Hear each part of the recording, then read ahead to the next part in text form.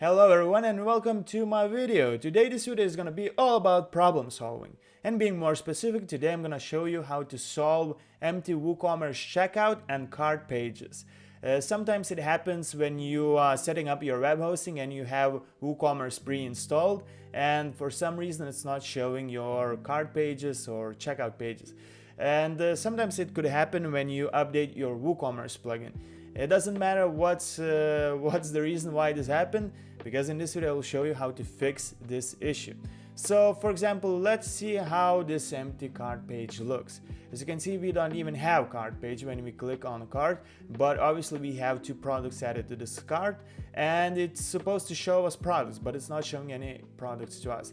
For example, let's click on the checkout details, and as you can see, checkout page is not working as well.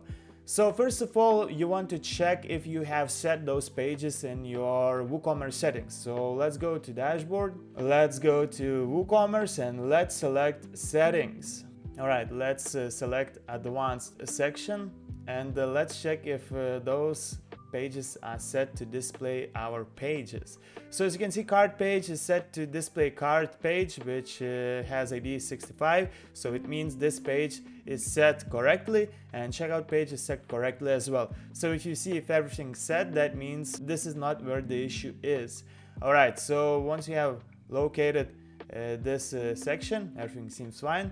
The second solution will be, let's go to all pages, let's select all pages, and on the cart page, let's select edit. Alright, and as you can see, this page is completely empty, but this page is supposed to have a shortcode right here. And the shortcode looks like this. This one is for cart page, and you want to add this shortcode right here. No worries about that. I will include all shortcodes in the description of this video. So let's paste this shortcode. Let's click update, and let's see how it looks. Let's click view page.